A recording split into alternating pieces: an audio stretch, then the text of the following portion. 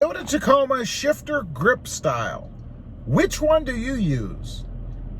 You know, I was driving around with somebody a while back in a manual transmission, and I was kind of watching the way that they shifted through the gears and stuff, and I noticed they were doing something kind of strange in the way that they held the shift knob.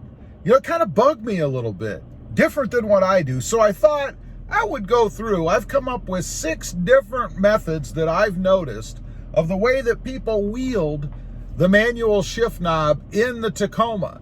So I thought I'd run through them real quick and see what you guys think.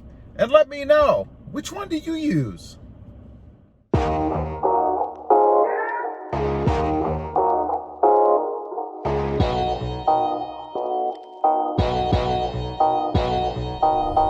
Okay, we're going to run through each one of these. I'm curious to see which one you guys use. The first one is the claw, where you kind of just grab the shift knob, you know? You don't put your whole hit, you just kind of grab it, right? So we're going to start with the claw. And I got to admit, I use this one once in a while myself. It's where you just kind of grab it like you have a claw on the end of your arm, right? Kind of grab it like this. Kind of push it around, maybe get a little thumb action going in there too. But you don't ever fully grab the whole thing. You just kind of claw at it, you know? Going to, I don't know where we are, 4th gear, I guess there. Kind of don't really want to commit, but kind of do what you have to, you know, but don't really go all the way. Just kind of the claw method. Next up is what I call the push and pull. Let me pull up here, we'll stop, we'll show you the push and pull. Still utilizing the claw here. Let's go to neutral. Now, the push and pull is exactly that. You kind of push and you kind of pull, you know? So you're gonna push it up into 1st gear, like so. We're gonna get going, and then we're just gonna kind of pull it down into 2nd, like that. Again, not really fully committing to the whole activity, but just enough to be able to do what you need to do to be able to get it into gear. Let's make a turn here. We'll go up to 3rd. Again, we're just going to kind of push it like so. Or some might say push. Just depends on where you're from, I guess. But the old push and pull. We'll go, let's go back down to 2nd. We're just going to kind of pull it back into 2nd here, like so. The push and pull. Next up, and this is the one that I witnessed recently. This is the one that I thought was kind of weird, and it is the side grip. The side grip, you know, where you kind of grab it from the side like this. You know, again, not fully committing to the knob, just kind of grabbing it from the side a little bit, utilizing a little side push as well, right? So we're at another stop here. We're going to do the side method, go up into 1st. Notice the thumb is pointed up in the air for dexterity. Here we go. We're going to go into 2nd gear here, again using the side method. And now we're going to go up and we're going to hit 3rd. And this is where it seems a little cumbersome to me. We're going to go up into 3rd, kind of pushing to the side like so, and then down to 4th. Again, kind of a side grab motion. Not really committing, not on top of the knob, just kind of to the side. Then if we need to go back to 2nd, let's say, we go over to the side and down, and now we're back into 2nd gear. That one really bugs me for some reason. I don't know why. It seems, oh, really for 2 reasons for me. I guess 1, a lack of commitment. You know, for me, when I'm driving the stick, I want to commit. I don't want this little side kind of half-arsed motion here. I want the whole thing, you know. But some people don't do it that way, and it's okay. However you learn, whatever works for you. Let's do it one more time here. Little side action. And this just seems awkward doing this. I mean, I don't know, maybe it's a tricep workout. I don't know what the deal is with the side grip, but again, I find it very uncomfortable to watch. Next up is what I call the under knob. The under knob. Let's pull over and stop right here. We'll utilize the claw method to stop there. We're in neutral. The under knob. I don't understand this one at all. That's where you literally go under the knob, right? So we're up into first. We're going to take off. We're going to go to second. Again, very awkward. Maybe it's about arm length or something. To me, this is just awkward.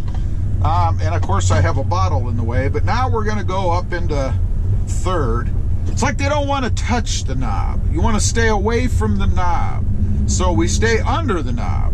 That's got to put a lot of wear down here on the shift boot as well. But the under knob, here we go down to fourth. Again, very difficult. You guys can see me hitting the bottle here when I'm doing that. And then they kind of employ a claw push method under the knob still. Let's make a turn. We'll downshift to second. There you go. I don't even know where that one comes from. That one is just very odd to me. The under knob. Get up here and just check our gear here, right? We go to neutral. Let's make sure we're in second. Still under the knob. And you kind of have to pinch it a little bit, really. I mean, it's kind of hard to get a good grasp on there with your side of your arm here against the center console. I don't know. Let's go up to fourth. Now we're just resting, right? And then we go under the knob up to fourth. Or third, rather. I'm sorry. I don't know. Very strange one there. The under knob. Now we're going to get into something a little more common, I think. A little more universal, at least from the number of manual drivers that I've ridden with. This one I call the relaxed grip. It's where, and we're going to pull up to a stop here, it's where you just kind of rest your hand on there. You know, kind of grabbing it like you were grabbing a ball or something, but not killing it. Just kind of resting your hand on there, letting the knob sit in the base of your palm, I guess, with your fingers kind of wrapped over the edge a little bit. Let's see, we have a car coming. So we're going to take off in first with the relaxed grip. We'll go to second. Again, just kind of resting on there. The full knob is covered. You're utilizing the whole thing. We'll go up to fourth. Maybe grab just a little bit more, but still have the full hand and palm over the shift knob. This is what I use primarily. Not saying I don't maybe use the side one or the claw one here or there when I'm just wanting something a little different. I don't know. But primarily, I use the relaxed palm grip. I think it's just the best grip for the shifter. Going down to second, there you go. And it might be even slight angle like you can see right there. The side of my hand is kind of pointing up this way a little bit. But it really depends. It gives you good flexibility to move around, right? Your hand's always there, so all you have to do is slide it around. It's not like the under knob where you actually have to let go and go up, or the side knob when you're over here and you have to quick go over there. None of that is necessary with the relaxed palm grip, or the relaxed grip, I guess. Now the last one, and this is probably more common in new manual transmission drivers, or people who are just learning how to drive, and that is what I like to call the death grip. That is where they hold on to this thing like their life depends on it, right? They grab it and they hold it. I don't know if you guys can see it, but man, they get on it. So they go into first, over and up, and man, they are on that thing. It is a firm grip. Kind of like those guys that when you shake their hand, it feels like they're trying to prove something. You know, break every bone in your hand. You ever had a guy shake your hand like that? I mean, firm hand grip is one thing, but when they're trying to rip your hand off, that's crazy. But anyway, the death grip. They grab it, and then we get going here, right? And they tend to relax, I think, a little when they're going, but as soon as they go to shift, they grab it again. And you can just see it in the arm, right? You can see the forearm flexing, maybe get a little tricep action in there. I don't know. Here, let's make this curve here. Get up to third. And they grab it again, push it up into gear. I mean, they are on it. They mean business. They're trying to teach this shift knob a lesson that they're boss, they're in control, that, or they're just terrified. And that's what I really think. I think that's much more common in new drivers, because they are terrified. And, you know, don't get me wrong, they should be. I mean, a truck is a big, heavy vehicle, and when it's a manual and you don't know what you're doing and you're just learning, you should have a little bit of fear in you, I think. But man, they get on that thing. And the wear that's got to put on the shift knob.